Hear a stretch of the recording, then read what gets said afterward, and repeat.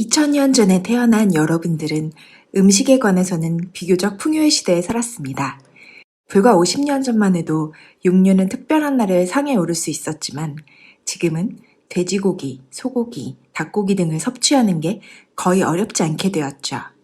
뿐만 아니라 20년 전부터 증가하게 된 해외 식품의 수입으로 한국에 있어도 세계 여러 나라의 음식을 맛볼 수 있었습니다.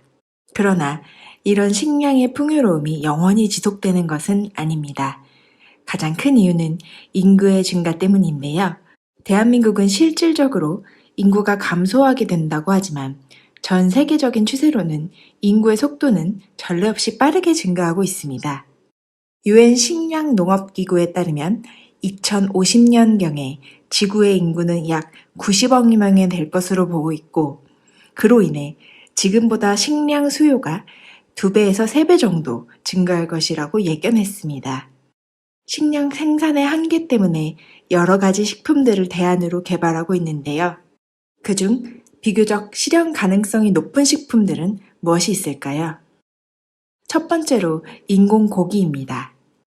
세포를 배양해서 만든 육류는 거의 완성형 단계입니다. 세포농업은 영양소가 들어있는 배양액에 채취한 근육 줄기세포를 넣어 고기 조직으로 키우는 것을 말하는데요. 이 방법은 기존 가축 등을 대량으로 사육하기 위해서 필요했던 토양과 물의 오염도 예방할 수 있다는 점과 기존의 방식보다 80%에서 95%까지의 온실가스를 줄일 수 있다는 점에서 고무적입니다.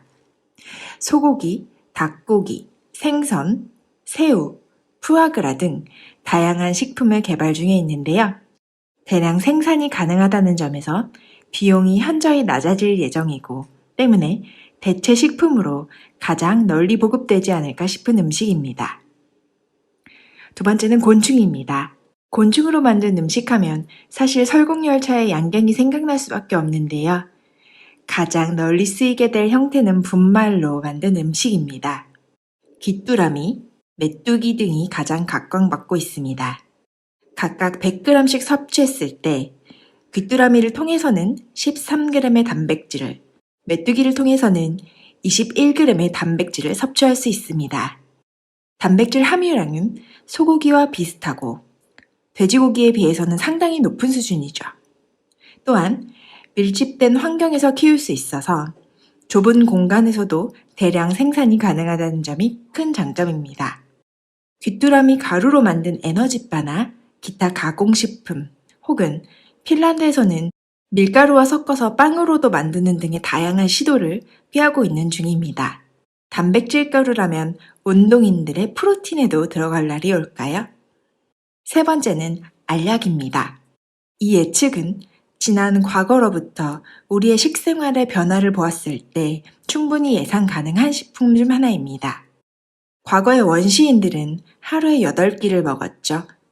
가다가 보이면 먹고 또 이동하다가 보이면 먹는 시기였습니다. 중세시대에는 4끼 정도를 먹었습니다. 밤늦게 파티를 하면서 음식 섭취를 했었죠. 현대인들은 대부분 2끼를 먹습니다. 바쁘기도 하지만 한 끼 안에 필요한 영양소를 섭취할 수 있게 되기도 했고, 혹여 부족한 부분은 영양제로 대신하는 시대가 되었기 때문입니다.